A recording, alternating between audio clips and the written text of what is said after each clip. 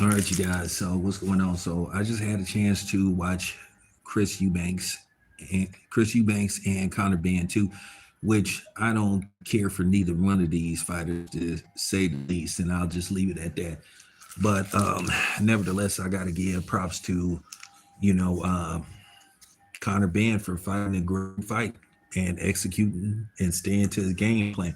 I think if Conor Ben would have had a little bit more power, he probably could have got, Eubanks out of there. A lot of people believe he was saved by the bell, but um, he pretty much had his way.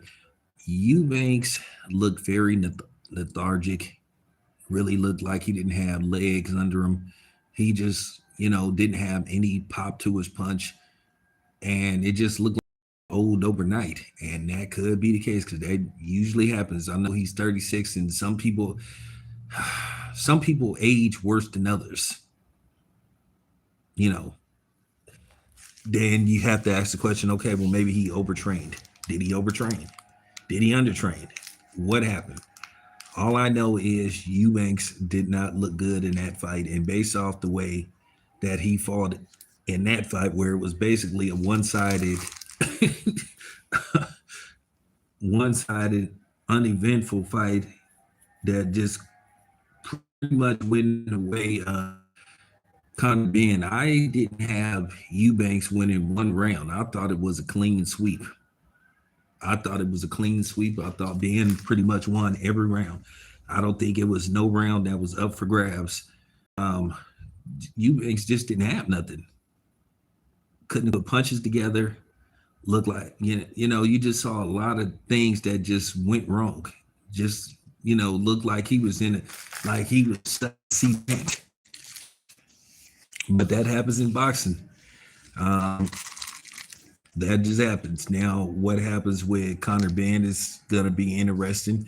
The fight was at 160, if I'm not mistaken. So he's talking about he's probably gonna go back down. His father said they could go back down to 147. So that would open up the door for some fights at 147. There's some fights out there for him at 147. Then, of course, um, 154, possibly a showdown with Boots. So he's became an option for Boots at 154. That fight probably would be easier to make than some of the other fights because, Al Heyman has, or at least people from the PBC said that they will cooperate. Now you have to wonder, would he give Charlo to Boots? Would it be any difficulties? Because next in line for key is Fondura. Whenever that fight is rescheduled, from what I've been told, it looked like the fight is going to happen in January. Manny Pacquiao is supposed to return in January. Manny Pacquiao is officially training, so yeah, Manny Pacquiao's coming back. Whether it's against Manny, well, the plan is Manny will have a fight in January. And if everything comes together, if the money is right, whatever the split, the purse, all that kind of stuff, then you could get Manny Pacquiao versus Floyd Mayweather um, between April and May, maybe June, worst case scenario. And then, as I said yesterday, Matchroom announced some upcoming events, some upcoming cards. They got cards all the way. They got a few cards going on. So they got cards in January and February. So the fight in Stockton will be the last fight. Matchroom says they got fight dates lined up. So, but yeah, um, I don't know what to say about Eubanks' performance, but I did get a kick out of him coming out the 50 Cent mini men. Well, it didn't take many men. All it took was one man to beat your ass. And I mean, Conor Ben, I'm talking about, he beat the brakes off of Eubanks. And it's bad when you sit up there and get basically beat up for like 12 rounds. And it was to the point to where Bo McNam should have considered like just stopping the fight because he just really didn't have nothing. There was just nothing. He just didn't have nothing in the tank. And I know it hurts a trainer's pride when they have to pull the trigger and stop a fight because a lot of times they're not used to it. But the way he got beat up, yeah. And 12 round wasn't an old school like 14, 15 round fight because he would have been toast.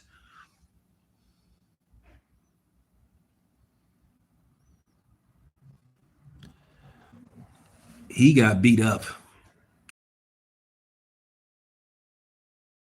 throughout there with body shots. I'm talking about he didn't have nothing in the tank. They should have considered like stopping that fight. I mean, when you see a fighter that don't have nothing and you just feel that and then another thing, Eubanks check out of the fight. He's not listening, he's not giving you nothing. You have to say, listen, you're not giving me nothing. You don't look good. We gonna stop the fight. And they should have stopped the fight. You don't have to get if I'm Bo Mac, I would say, listen, this just ain't your not giving me nothing. You're not listening. You know, you're getting hit at will, and you don't have any steam in your punches. So we just gonna call a halt to the fight. We just gonna throw in the towel. Now I don't know what Eubanks is gonna do. Maybe Eubanks should take some time off. I think he should take like about maybe 5 months off. Period. Then see, do we have anything left, and then consider, and then if he doesn't, he should consider retirement, or he may need to move up because he didn't look good at all. I mean, he was just like, I mean, he was just looking like a stiff. I'm gonna be honest with you. If Conor Ben would have had a little bit more power, he would have been able to get him up out of there.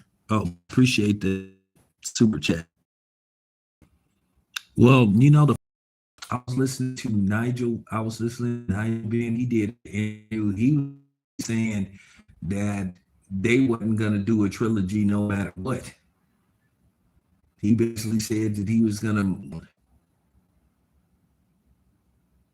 and it wasn't one of them rematches where it was a competitive rematch and the other dude just happened to put enough together to, get the nod. It was it was pretty much a one-sided fight. I'm talking about it was pretty much, and I know people are saying, I don't even want to hear this stuff about, that's a disservice to Bomac. That's a disservice to, you know, Eubanks Jr. to say that he might have, did it. No, I don't believe that. It's just what, no, just wasn't his night. And once again, appreciate the super chat. Just wasn't his night. He got beat in every facet you can think of. Every facet. It was just getting me watching the fight. It was just getting to the point to where I was like, yeah, they need to stop this fight. And I mean, like I said, a guy don't have to be getting beat to a pulp. Fighter is just not giving you nothing. He's not listening. See that he's checked out of the fight. You have to do what's best for him. Because if he continues to fight, or you continue to send him out there and he get hit with something that could possibly send him send him to the hospital, up and including what, then you have to look at yourself and be like, okay, why didn't I stop this fight when I had a chance to stop this fight?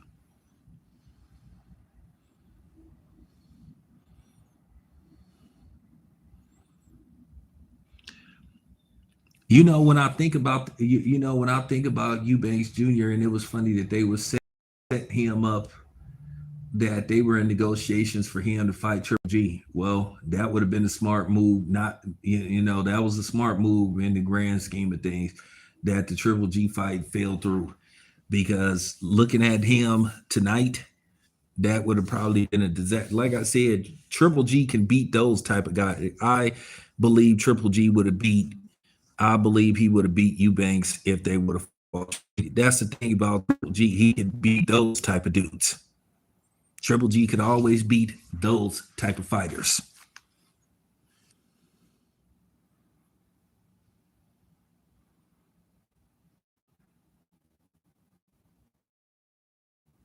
And they was talking about possibly a Canelo fight.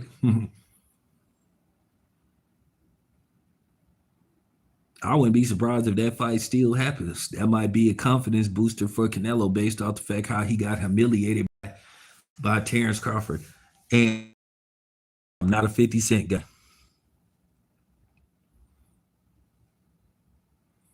I don't care for Curtis at all. One of the biggest grandstanders in history. Enjoy that 50 Cent walked Eubanks to the ring.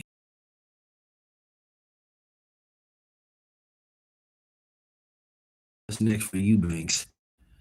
I think he should take some time off and evaluate what he want to do.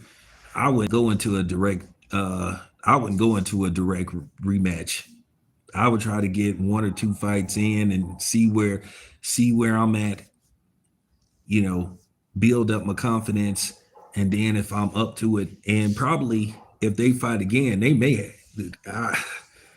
That's another thing. Maybe Eubanks may have to move up. He may have to move up. So that's another thing. And then Conor Benn is saying he's gonna move down. Say he's 154, or he may move back down to 147. So there's some lucrative fights for him at 154 and 147. So, that's a decent win for him. And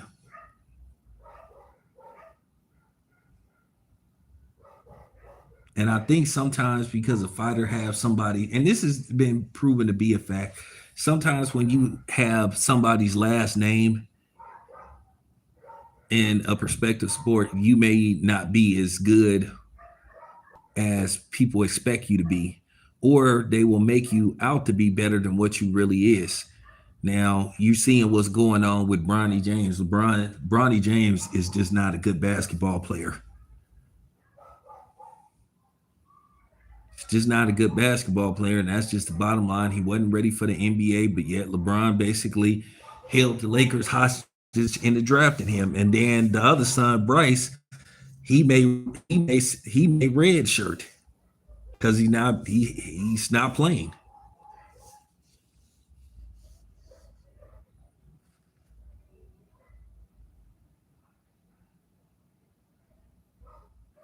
Well, I say it out of respect to both camps as far as Devin Haney and Brian Norman Jr.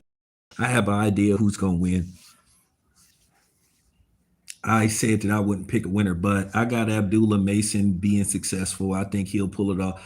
And I think David Benavides will either get a late stoppage with Yardy, or he'll win by decision. I think this is here to see where David Benavides' power is at 175. Do I think Yardy has the potential to make this fight interesting? Absolutely. But I'm still going with David Benavides. And I think Bam Rodriguez, he'll do what he always does. So what he's done so far, which is win. So, me being cool with both of them, you know. Now I'm gonna say this much: I don't like some of the stuff that's been said. You know, I think sometimes you go too far with the person. I don't like really. I don't like real personal attacks on somebody because I think that can be kind of tacky. I don't like some of the personal stuff that Norman has said, but that's just me. That's my own opinion. I think he's got a little too personal for my liking, but I understand they trying to sell a fight. But me myself, I wouldn't go too far as attacks go. I wouldn't, or